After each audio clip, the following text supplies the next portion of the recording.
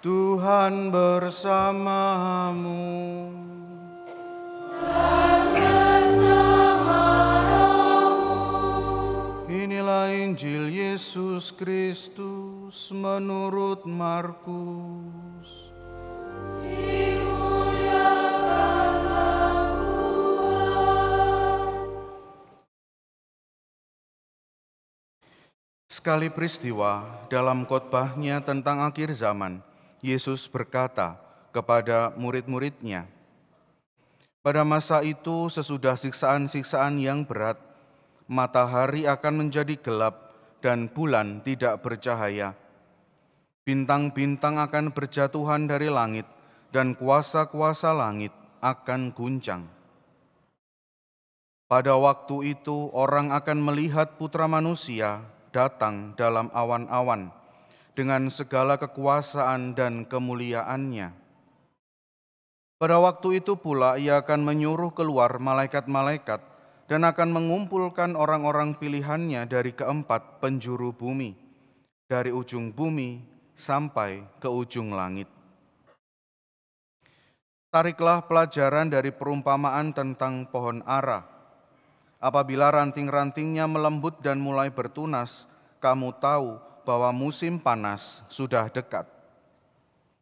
Demikian juga jika kamu lihat hal-hal itu terjadi, ketahuilah bahwa waktunya sudah dekat, sudah diambang pintu. Sesungguhnya aku berkata kepadamu, orang-orang zaman ini tidak akan berlalu sebelum semuanya itu terjadi.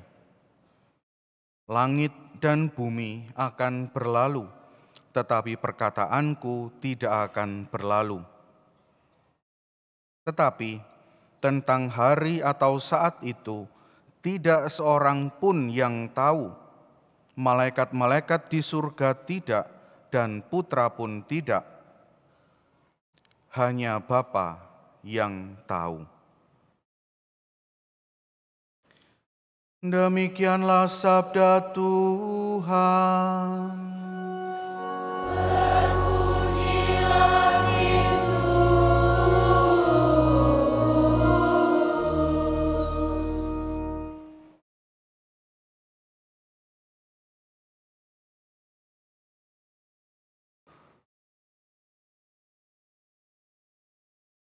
Bapak, Ibu, dan saudara-saudariku yang terkasih, hari-hari ini, minggu-minggu ini dalam bacaan-bacaan liturgi,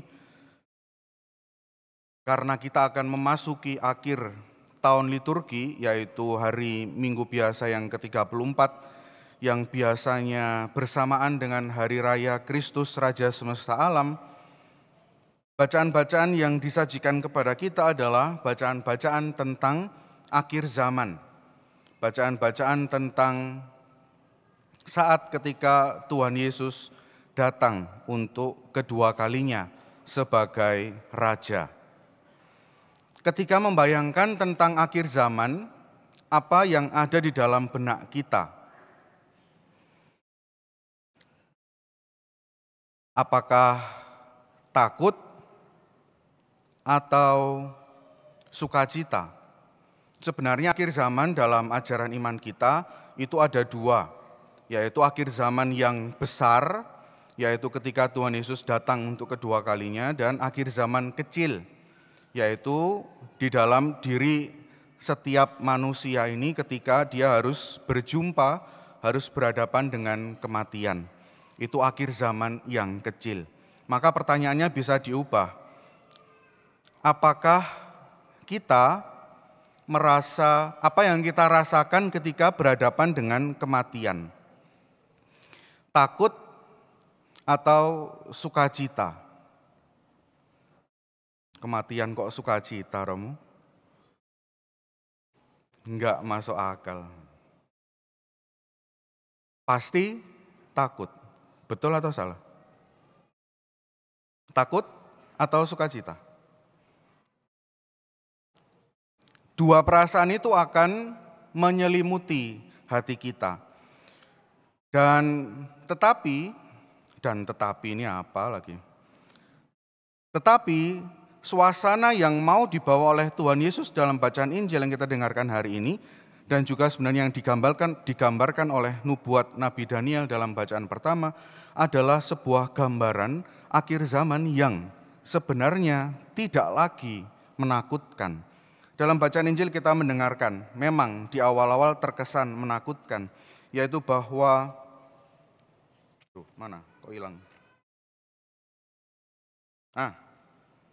bahwa sesudah siksaan-siksaan yang berat, matahari akan menjadi gelap dan bulan tidak bercahaya. Bintang-bintang akan berjatuhan dari langit dan kuasa-kuasa langit akan goncang.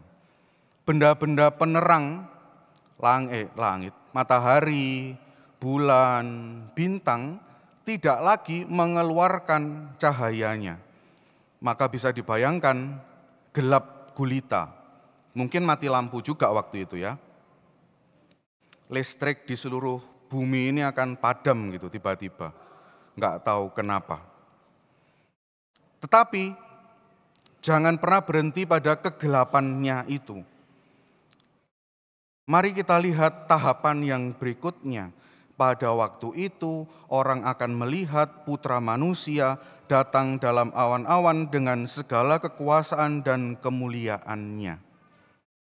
Cahayanya kemudian menjadi satu, yaitu Putra Manusia datang dalam kemuliaannya. Tidak ada lagi matahari, tidak ada lagi bulan, tidak ada lagi bintang, cahayanya hanya satu, yaitu Putra Manusia. Dialah satu-satunya terang yang bisa mengalahkan kegelapan. Satu-satunya cahaya yang mengalahkan kegelapan di muka bumi ini. Saya sangat suka dengan penggambaran malam suci, hari Sabtu malam Paskah itu. Semua gereja gelap, tidak ada lilin satupun, hanya lilin Paskah masuk dari depan pintu gereja, masuk kepada altar. Hanya satu cahaya lilin saja. Maka semua pandangan akan mengarah kepada cahaya yang satu ini. Dalam gambaran yang seperti ini, apakah ada lagi perasaan ketakutan itu? Tidak, karena kita telah bersama dengan Sang Cahaya yang sejati. Satu-satunya terang yang bersinar di dalam hidup kita. Dan kegelapan itu menggambarkan kegelapan hidup kita. Kegelapan atas dosa, kegelapan atas pelanggaran-pelanggaran kita yang dikalahkan oleh cahaya Kristus. Takut?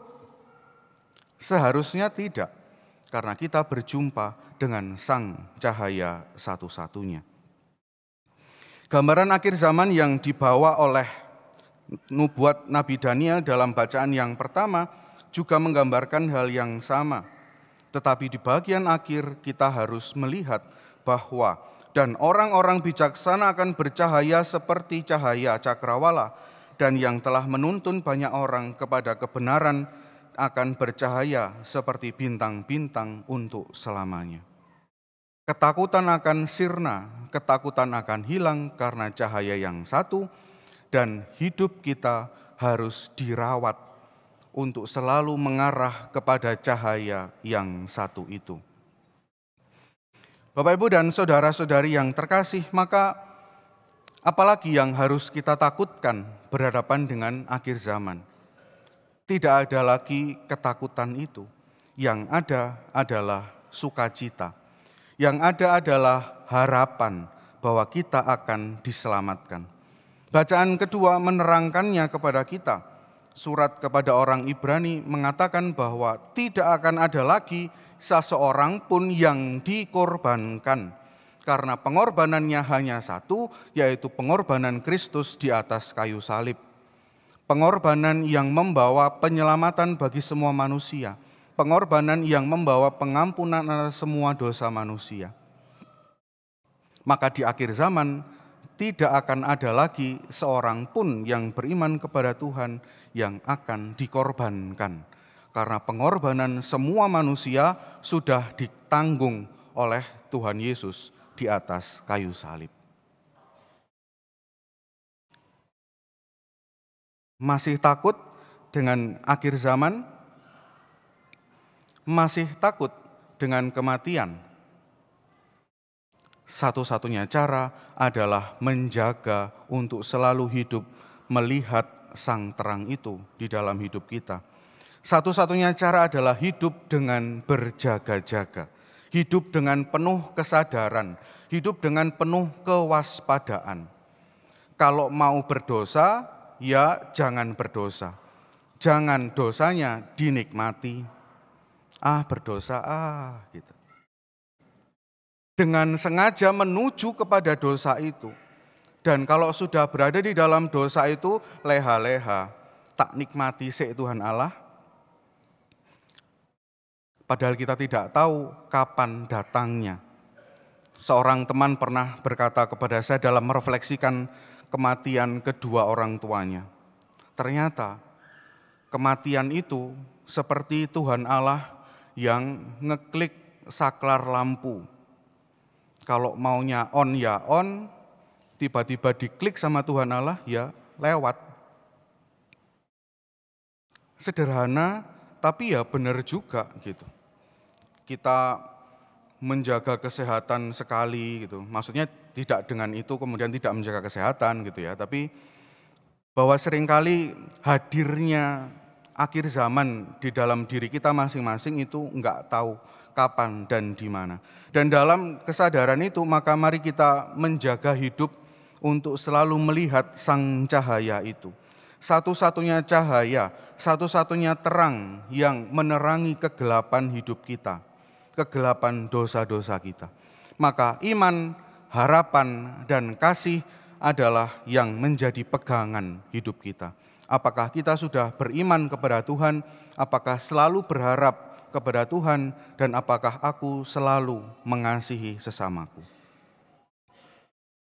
Dan salah satu caranya adalah, ini sedikit promosi, menyekolahkan anak di sekolah Katolik. Karena ada acara Expo Pendidikan di depan itu loh. Saya mikir ini gimana cara nyambungkannya gitu ya. Tapi saya kira itu betul loh. Bahwa dalam beberapa diskusi, beberapa anak yang bersekolah di sekolah-sekolah negeri merasa kesulitan untuk merawat iman mereka. Enggak ada gurunya, gurunya datang seenaknya, bukan hanya di sekolah negeri, di kampus-kampus negeri biasanya juga itu yang sering dialami. Dosennya ada, tapi enggak pernah masuk, tiba-tiba muncul nilai dan sebagainya begitu. Kalau sekolah di sekolah Katolik pasti dirawat imannya. Bagi para orang tua, karena tahu iman Katolik ini adalah iman yang benar, yang harus diteruskan kepada anak-anaknya, ya dijaga dan dirawat. Kan berjanji tuh ketika menikah dalam sakramen perkawinan, aku akan mengasihi kalau di dalam janji perkawinan ya, tetapi juga di dalam janji perkawinan itu terkandung juga unsur bahwa aku mau mendidik anakku secara Katolik. Salah satu caranya adalah dengan menyekolahkan di sekolah Katolik.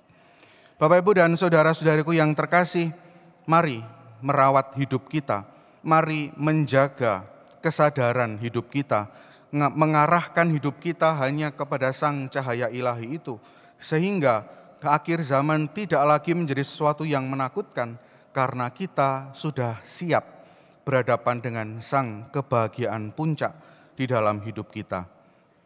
Kedatangan Tuhan Yesus bukan kedatangan yang menakutkan, bukan kedatangan yang membawa hukuman, bukan kedatangan yang membuang anak-anaknya, bukan kedatangan yang membawa penghakiman, tetapi sebuah harapan untuk sukacita akan hidup kekal. Maka seorang pemazmur pernah mengatakan, "Engkau memberitahukan kepadaku Tuhan jalan kehidupan, di hadapanmu ada sukacita berlimpah." Berkat Tuhan menyertai kita sekalian.